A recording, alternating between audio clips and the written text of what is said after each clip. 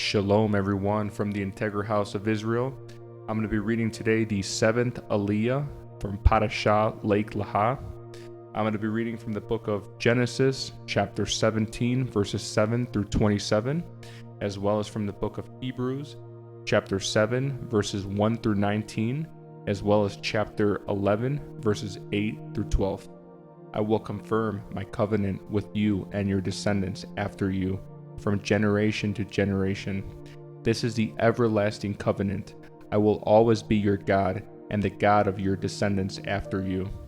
And I will give the entire land of Canaan, where you now live as a foreigner, to you and your descendants. It will be their possession forever, and I will be their God. Then God said to Abraham, your responsibility is to obey the terms of the covenant. You and all your descendants have this continual responsibility. This is the covenant that you and your descendants must keep. Each male among you must be circumcised.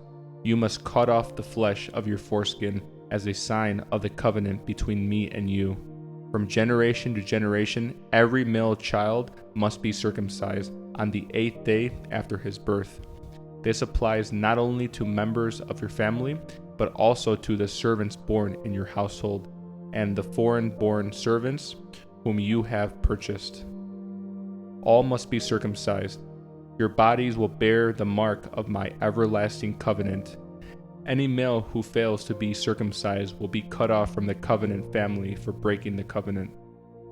Then God said to Abraham regarding Sarai, your wife, her name will no longer be Sarai. From now on, her name will be Sarah, and I will bless her and give you a son from her.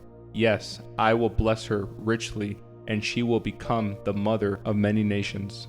Kings of nations will be among her descendants. Then Abraham bowed down to the ground, but he laughed to himself in disbelief. How could I become a father at the age of 100, he thought. And how can Sarah have a baby when she is 90 years old?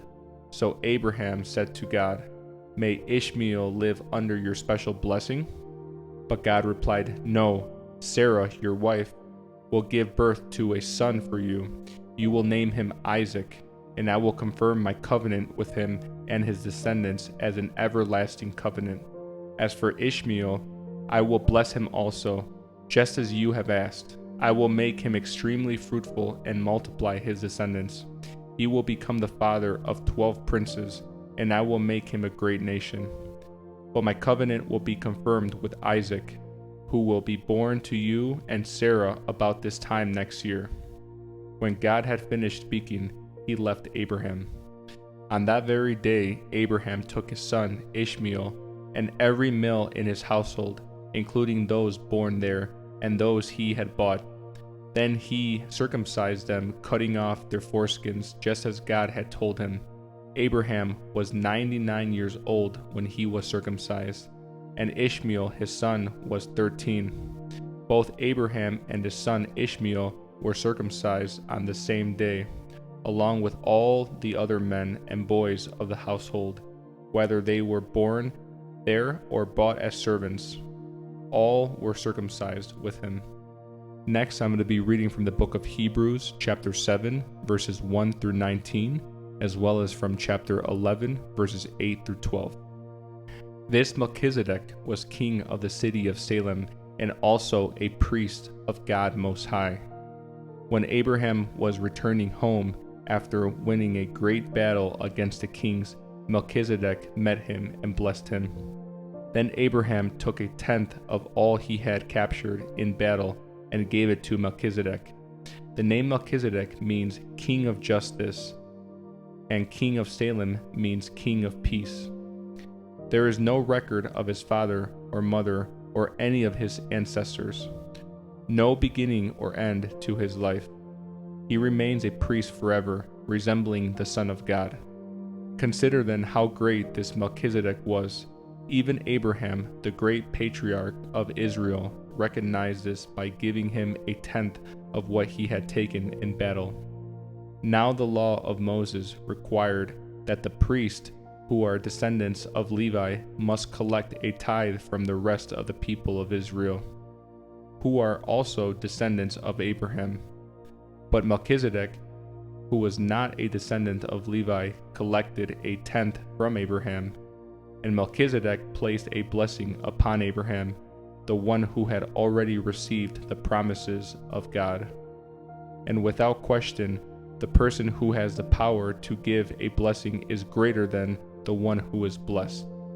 The priests who collect tithes are men who die, so Melchizedek is greater than they are, because we are told that he lives on.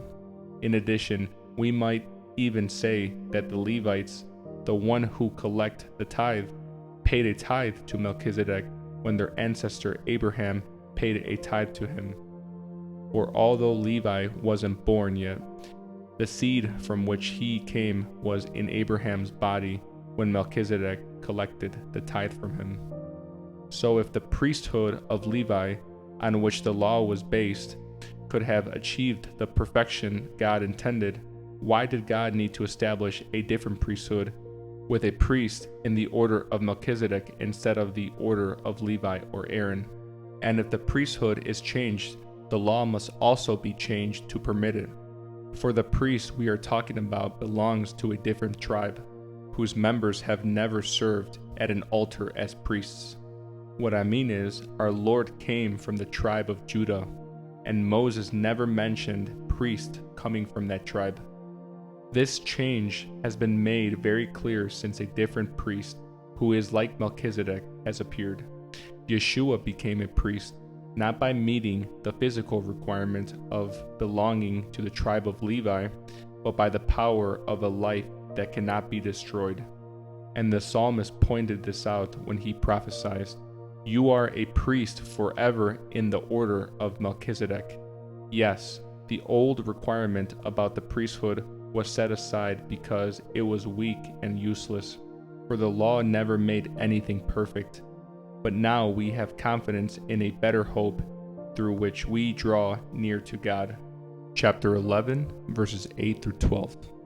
It was by faith that Abraham obeyed when God called him to leave home and go to another land that God would give him as his inheritance. He went without knowing where he was going, and even when he reached the land God promised him, he lived there by faith, for he was like a foreigner, living in tents, and so did Isaac and Jacob, who inherited the same promise.